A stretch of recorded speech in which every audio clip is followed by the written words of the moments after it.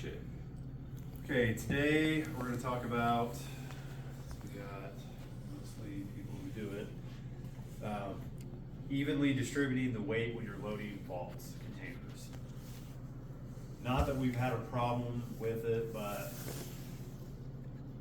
David said, I think storage vaults typically hold around 2,000 pounds. We've got vaults back there that have 3,500 pounds, 3,000 pounds, 2,800 pounds. Stacking 3 or 4 of those on top of each other, no bueno. We can't pick and choose other vaults, lighter vaults to put on top, so we have to work with what's brought back. So when you're doing a load that has a ton of book boxes, heavy stuff, as the crew lead, you have to strategize and distribute the heavy shit out over your containers. We can't have one container that's 4,000 pounds and one that's 800 pounds, 1,200 pounds. Those should be evened out. If that means not loading the vault completely full, don't load it completely full. And you guys all know when you're starting to do a vault, you're like, shit, that vault's gonna be heavy. We're the ones who have to stack those and then maintain. We don't just stack them, they have to be down stacked and moved to get the stuff behind them. You guys all know the more you move those things, the greater chances of something happening. When vaults are overloaded, when you're stacking and restacking, I mean, when I set a vault down on top of another one and the pins start popping off, not a good sign. When you're loading a vault and you're cramming stuff in, like I get it, you want the tight fit, but when the sides bulge on the sides of the containers, anybody who's pulled vaults knows it sucks getting vaults by pregnant vaults.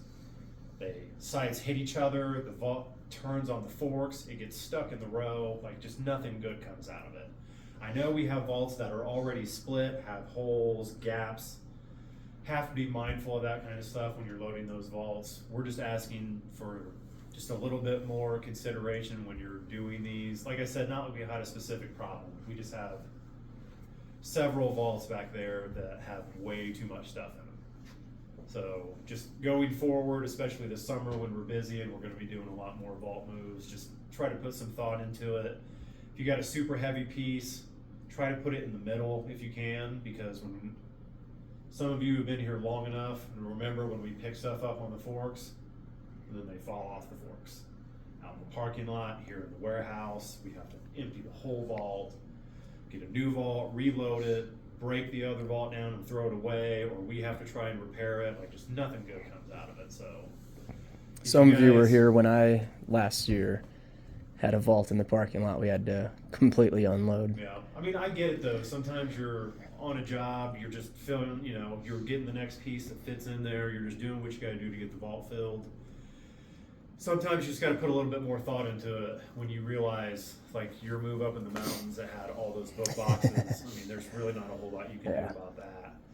But just try to be mindful of how you're loading your vaults, because it does make a huge difference for us when we have to take them off and put them away, about how we have to treat them. Banding, tagging, and putting clips on doors on containers. I mean, everybody here knows how to band and tag and clip, so just make sure, if you don't already know, the clips that we put on the vaults are super important to the overall stability of the vault.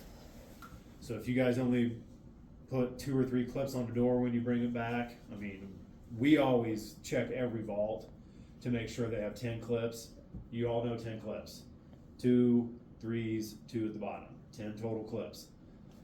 Also look, like we do for like the sides. You guys all know T2s, the smaller vaults, have no nails.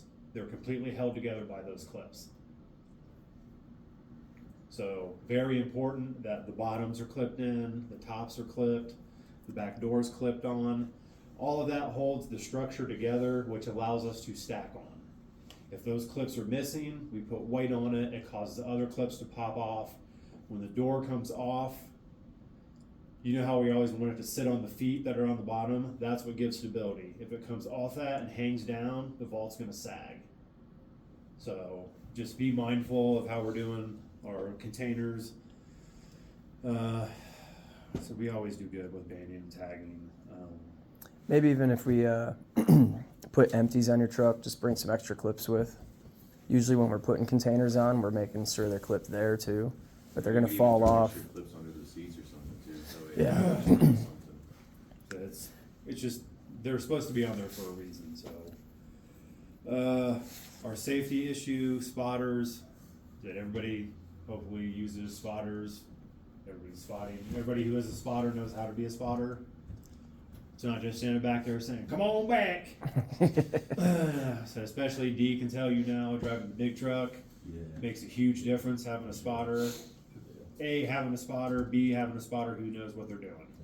So it could be a great asset to the driver. It helps prevent damages. It's just a good thing to do. Get you involved. One day you may be a driver who needs somebody to spot you, so it makes a big difference. So I think that's pretty much it for this week. If you guys have anything for us, No, sir. right on. Cool.